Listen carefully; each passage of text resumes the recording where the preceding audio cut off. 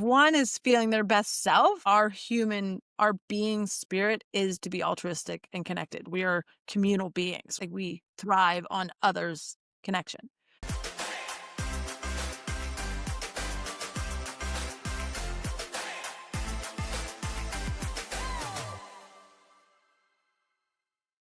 Welcome back to Illuminating Being. I'm Dr. Elizabeth Cook, and I'm so glad you're here with us again. If you've been following along, you know we've been exploring the layers of what it means to live intentionally, with the presence, with purpose, with compassion, may I say. And in our last episode, we talked about gratitude.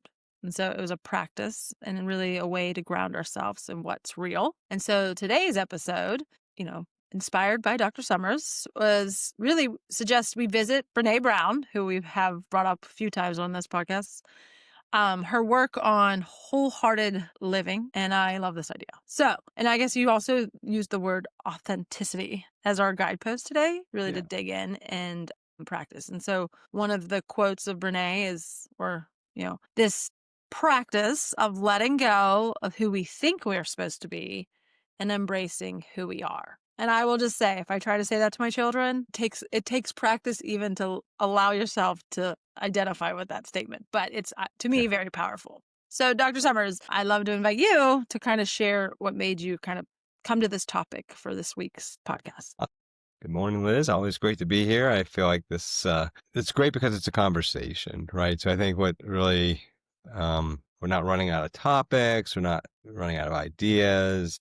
It's sort of a spirit and spiritual of sorts that we can come together and sort of share this and hopefully, build a following of people who want to sort of explore these sort of areas. And I think, Brene Brown, as we've sort of brought up, she's sort of this quintessential person with her pulse on life, right? And life's experiences evolved from her own life experiences, which took her into a connection to sort of understanding what happened in her life, to then looking at how we as the human species are traveling through this world of life experience and trying to make sense of it. So I think I'm always sort of drawn to her and her thinking, whether it's consciously or subconsciously, I think, because it's definitely given me a new guidepost. And this wholehearted living, authenticity is sort of one of the first of the 10 guideposts that she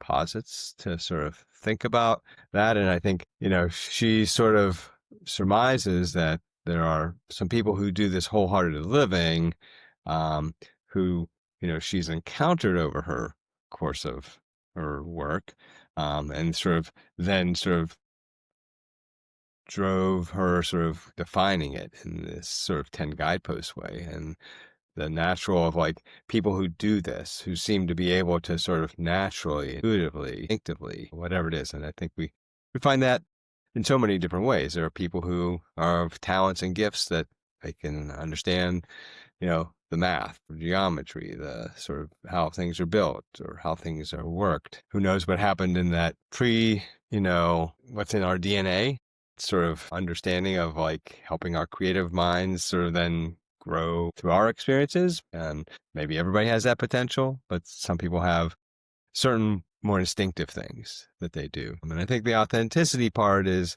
sort of trying to be, who are we, and bring our real selves. And I think we live in a society where we know that there are ways you show up at home with your family members, with your work, as how you're expected to act or be versus how you really are. Right. And this sort of facade. And that's not to say that's not a change or that we're expecting that everybody's going to just all of a sudden we have some magical pixie dust that's going to make people more authentic. And sometimes being authentic, can have its downsides, right? So people don't want to see or have an interaction with you as you really are.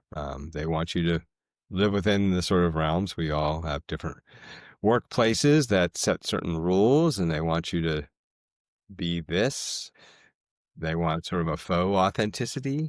They want an image. We've got PR firms, right, that are doing all sorts of this sort of stuff to make an image for a company, make a logo, make a whatever. But at the end of the day, I think it's the interactions and relationships that we build. And I feel like, the authenticity speaks to me in this sort of sphere that we're in and creating this podcast about both of us coming here and letting go of some of that other stuff, right? So having a space where we can talk more freely, be open to sort of these new ideas, whether we're electrical engineers or pediatricians. The book I'm also reading, it's like, like you, we have multiple books on our, bedstands that we're reading and sort of going back and forth, and our minds are just sort of jettisoned in all different directions and overheating probably at some point because we got too many things and thoughts and trying to connect these dots of what Hence why today. we're here. That's why we're here. Hence, exactly. And I think, it's a safe space. I was telling a friend about this, and, the question was, what do you guys want to do with this? Is it going to be something you monetize or whatever? And I was like, yeah, I don't think so. I mean, I think we're really not looking to make money on this space. I'm sure, it could be a potential, but the reality is we're in a position we don't need to make money on it necessarily, or maybe we would make money that we can give towards or something that would be beneficial at some point. And that's really not been part of our conversations. But I think it's a space where we really can hopefully engender conversation that invites people to sort of like think about something, confirm or reaffirm things that they've thought about. Maybe they didn't have a space to sort of like have that conversation. I mean, I think one of the things I keep coming back to, right? Because, I started my podcast Integrated Being in 2019. And then from that experience and that capability and just the knowledge of, oh, there's a process here and I can do those things. I launched the Grid Mod Pod, which is the industry podcast I'm also a host of. And so, another reason why I continue to be here is because I have so much of this desire and thirst to understand and explore the essence of being. Why did I show up in those spaces the time I did? Why was I able to connect with, my Allie, my eldest daughter, at that moment in time? So there's just so much root to it. And how do you find a platform and an audience or a space to have what you just said, these open shares with no strings attached? And so another thing that is always is the power of language, right? Like you and I, and even like Brene writing the book and giving us a guidepost and putting authenticity into the words. It's really important to realize, especially as beings, when we share ideas, we're putting language around it, and Right. it's personal and it's layered based on like where you're sitting, where I'm sitting, and how unique and how incredibly valuable that is. And so if there's a nugget or a wisdom drop that could create a ripple effect with another being, I think that's like the beauty of it. And really there's power in that too. So like being aware of that, like, Right. our intentionality, or at least I know, is just, showing up and sharing some of these great mysteries and tying some of the language or the experience to this woo. Maybe, like my children would be like, oh gosh, mom, you're talking about this again. But there's beauty there. And I guess you and I connected at a level probably 18 years ago now, where I just felt that genuine transfer of energy that I could just talk and you can talk and we're like resonating. So I love that you're here and Yeah. showing up as your true self. And No, my I think that's one of the beauties, and, each day in the office, I mean, there's just, seeing kids across the span, right? So I rounded and saw all these newborns this weekend, right? So it's never gets old, right? And then had this 4-year-old in the office this week. And I mean, oh my God, she was just so exuberant, so full of life. I mean, she was doing like snow angels on the floor in the office, just spontaneously, right? She was just bouncing around and had so much to talk about. I mean, how do we continue to allow her to sort of be successful and experience life and be creative and not lose that? I feel like, we basically throughout life, we contain some of this because of the, not just necessarily authenticity, but the norms of life, of what you're allowed and expected to do at different points in your life. You become a teenager, become a young adult, different responsibilities, things happen. So you can't just stay a 4-year-old. And as much, many of us would love to be going back to our inner 4-year-old and just not having a care in the world aside from just, living life and experience it. And that's what builds who we're going to be, right? So I think those life experiences and and I think, we've got so many different challenges. And so, I think we sort of presume sometimes that, if you live in a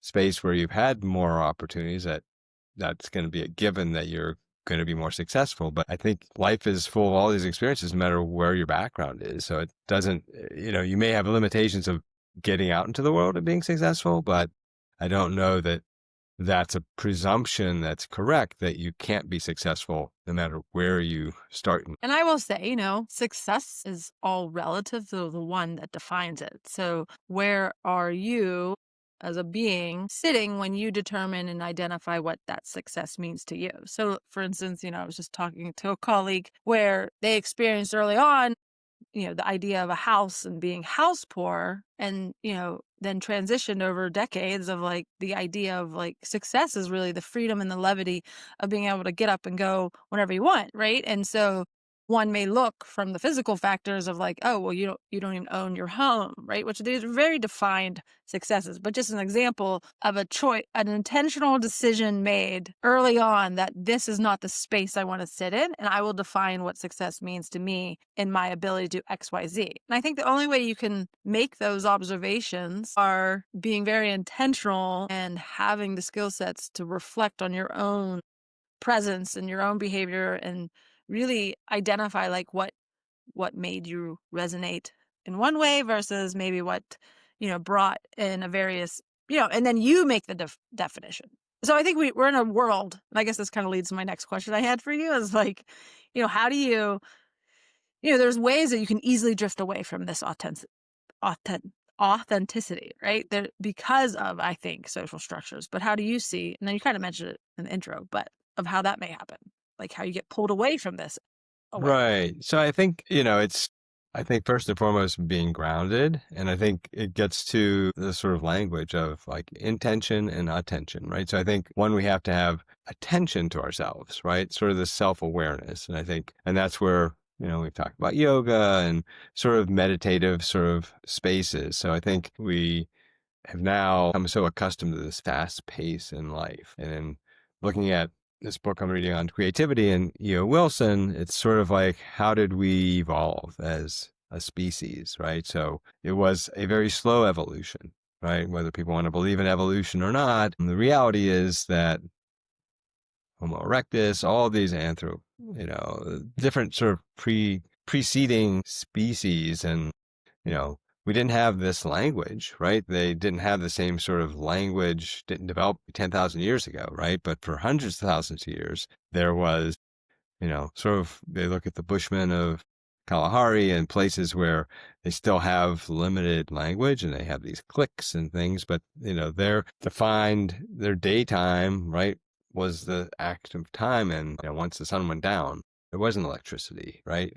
So how they interacted, but they set the stage for where we are today, right? And I think and how we gather connectivity is key, right? So how we're able to now build these cities, and we live very much in complementary ways and in competing ways, right? So we've got different sort of forces going on here. So I think, Way of life. right, it is. And so I think, how do we sort of put the brakes on things and sort of have that sort of time and space to just sort of like, where am I today and what am I doing, right? I think we aren't necessarily skilled, and we aren't really taught that. And it's not necessarily one of those parts of, life that gets a lot of time and space in our educational process. I mean, we are so goal driven, right? Success, how do you succeed and what are you going to be?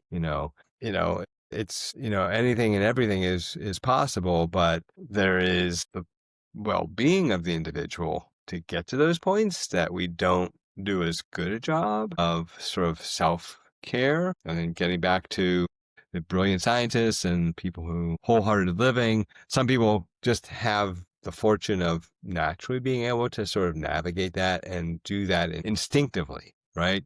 Do the self-care. They take the time. Well, and I think, just this space and time in 2025 that we're living in, and maybe it's the algorithms I'm sitting in or the age that I am. So, but there's this there's like 10 years ago, maybe the inspiration for me showing up in the original blog was this mommy martyr, right? This like, parenting martyrdom, like having children creates all this like negative like approach to thinking. And so it really like resonated deeply with me because I found such joy in the hustle and bustle of, the career, the work, the job. I mean, but I genuinely now know that I identified and created a purpose, right? Like when I started this journey that I've been on from a career perspective, but these are all words. That's something I don't think young minds actually like ground themselves in. But so I would love to be able to, coach people. Like it's not really a career or a job. It's really like what are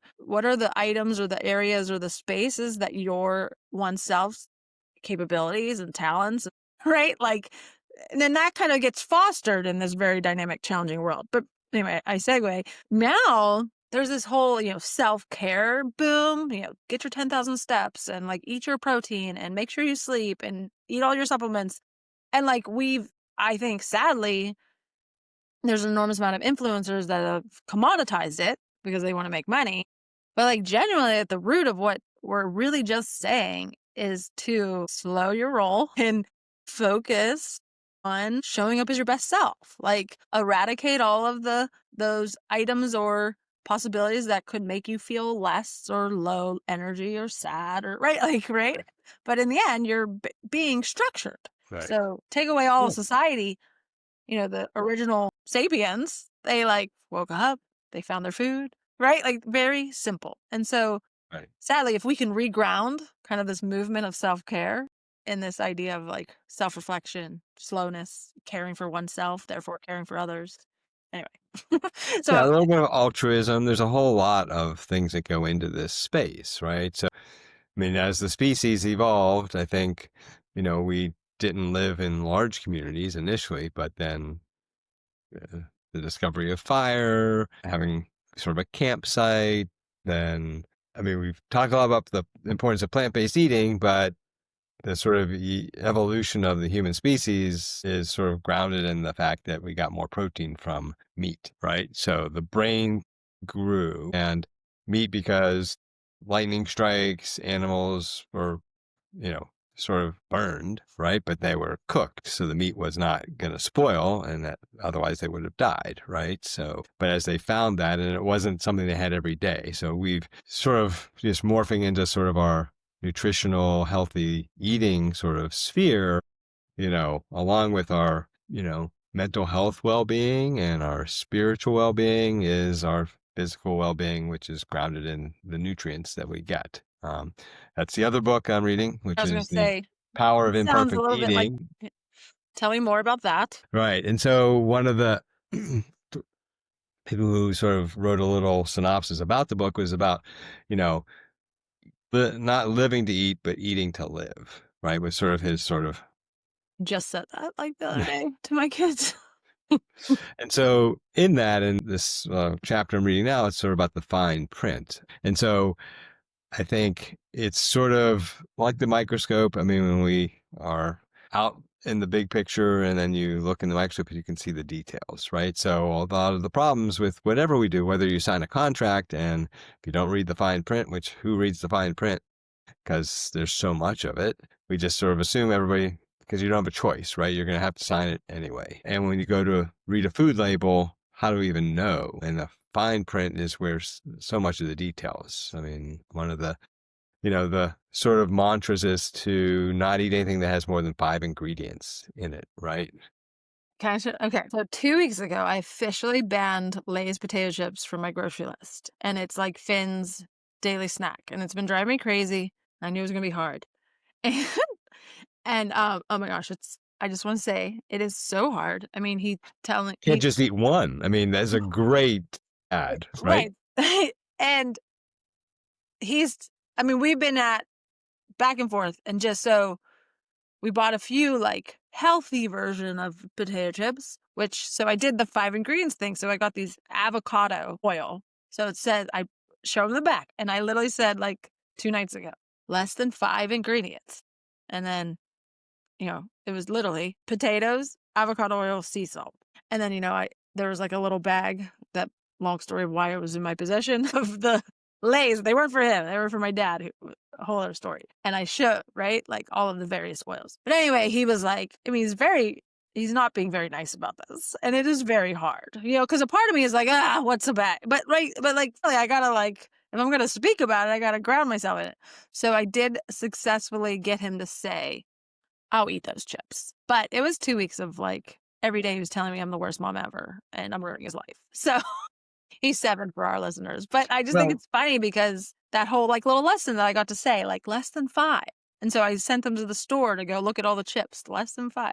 well, I think this is the perfect sort of segue to what is our biggest challenge is sort of marrying and the science and the humanities, right? And so a big part of what E.O. Wilson in his book on creativity sort of alludes to is, we really have somewhat failed at really teaching the humanities. And unfortunately, the reality is that all the success in corporate America is not in the humanities. We have great newspapers. We've got, books that are being printed, which are the humanities, but the power of the pocket and making success is the science, right? The technology. I mean, we're on this technology, right? We've got computers, we've got cell phones, cameras, you name it, right? AI, all of these sort of things. But just as I think we've spoken to this, I think connectivity, authenticity, becomes sort of a rouge as we look at AI is who wrote that, right? Or we have social media and people are not having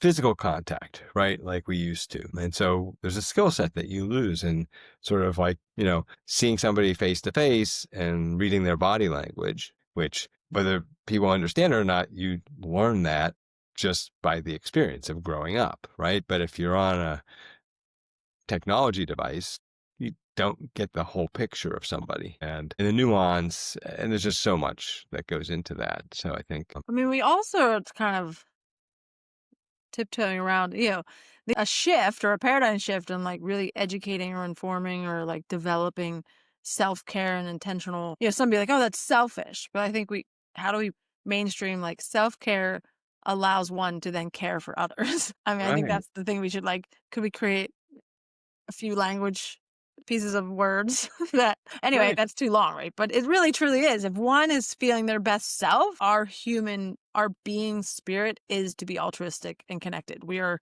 communal beings, right? Like we Right. thrive on others' connection.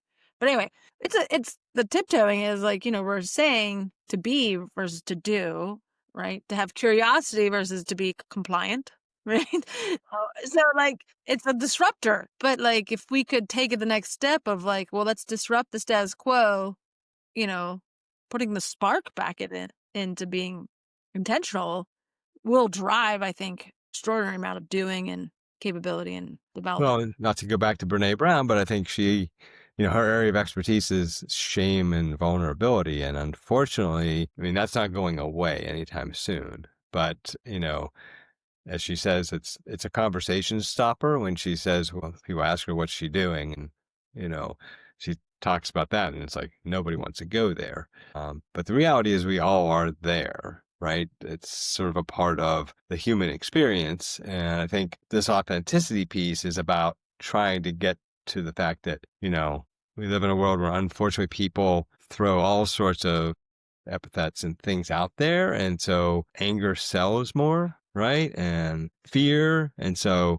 how do we support people and sort of like, because they are hurting, they do have feelings, right? But there's not a safe space sometimes to really talk about those without being sort of taken down. So we can certainly do this safely and have this conversation about authenticity, but it is much more challenging, I would say, for everybody to Right. sort of get into that space. It actually, requires a sense of courage, right? And it's not always straightforward, sadly. But So interesting, and I think we talk about language. So in each of these books I'm reading, someone always talks about the North Star, right? And so in this book about the power of imperfect eating, the sort of analogies are like looking at the North Star and looking at GPS. So I think part of the sort of guidance that we sort of could give is that the North Star is part of this Ursa Minor, which basically is a star that sits above the North Pole and it's fixed, right? And so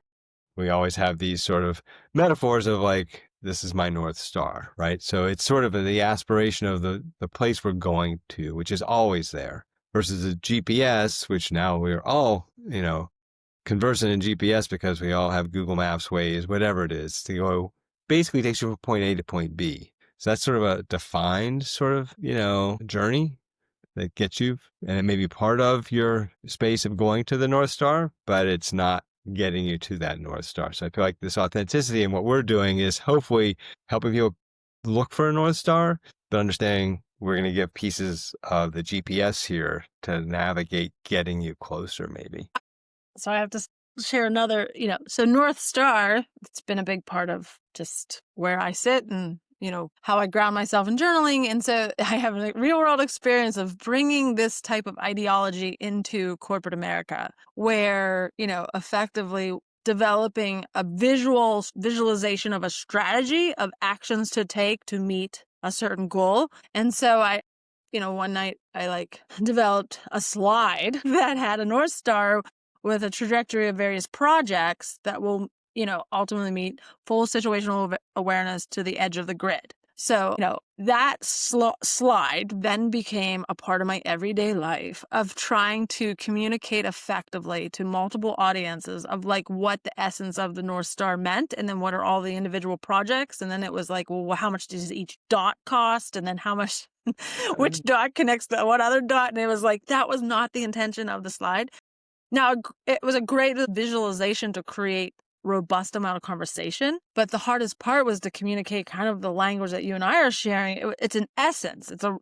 We have the power to create the roadmap underneath, but the idea is to have a destination and a goal while everything else kind of melds and moves and flexes, especially in this fast, rapid technology change that we're in. But anyway, just the impact of language, having these ideology, I don't know what the right word is right now, ironically. They're not measurable, concrete performance metrics. They're Right. more creative, an awareness of a systems thinking perspective, and they collided. And so just how hard it was to really unravel that once it was launched. I was let's pull back. So it's really important to choose words carefully when trying to effectively drive change. And I think that is part of the learning space also, right? So I think we get caught up in this perfectionism, like getting it right all the time. And sometimes these are sort of the process of sort of coming up with the idea, delivering a message, and then finding out what we thought that message was going to deliver had other baggage associated that we, not that we couldn't have anticipated it, but it's not able to anticipate how that's going to also be perceived by the other individuals, right? So different audiences are going to see things totally differently. That is a whole bucket of a whole other conversation. Yeah, we can do some astronomy next time. But I do think, we've also become in, quality versus quantity. So we now quantify everything. I mean, it's like how many wet diapers does a baby have? And we have all this sort of stuff. And sometimes it's like when you're in the intensive care unit, you get caught up in the sort of numbers games of things. And, whether it's a baby, whether it's an adult, they're beings that are there. So we have to remember, how do we humanize? Or, we do need to know numbers sometimes, but what is going on with the person and what's going on with those of us that are around that person, right? There's a lot going on, and trying to help people to. So with all of what we shared, if someone wanted to practice authenticity in small ways today for some action-oriented discussion, what would you suggest? Or what's one simple starting point? I mean, I think probably the first, a lot of this journaling and stuff, is just to write down, the things that you are, right, on a list. The 3 things that you are. And I think that's sort of the place to start, is just sort of taking the time to sort of okay, who am I? And then, who do I want to be, types of things. So I think those are sort of the simplest way. And, it may seem, I don't know, nobody likes this whole idea of journaling. It's for this kind of person, not that kind of person. And I think at the end of the day, this is all about your own personal experience. It's like having a diary. It's personal, not necessarily to be shared with anybody but yourself. And I think, it's sort of like doodling, right? We have to find different ways of expressing ourselves, and art in the eye of the beholder. And this book is talking about Picasso and Matisse, and we know this great artwork, but what was at the essence of when they created it? And Where was it? Picasso's Cubism, at least what was referenced, is that he created that because it was sort of an abstraction, so then it could morph into something else, right? Because so much chaos and things were going on, he wanted to sort of make it simple, cube, geometric, and that from that something else would grow and become part of the viewer's eye, right? So there's more to these sort of things, and trying to understand the creative mind, right? I mean, I think part of what we're trying to do is to foster for other people just creativity, right? And curiosity, and knowing that it's not fundamentally only one person owning it or one group owning it. It's something that's innate and possible for everybody. Right, and I think, the takeaway, so you brought up journaling. And so I guess, why, I mean, that's maybe a great question to ask oneself.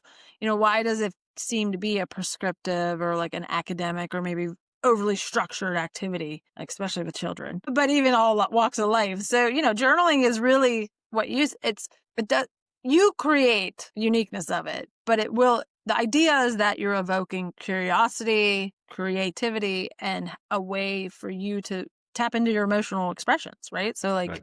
it could be just a daily practice where you ask yourself a question. What do I feel right now? How was this day? And don't even have to write it down, even though there are science to say neurologically it helps whole other things.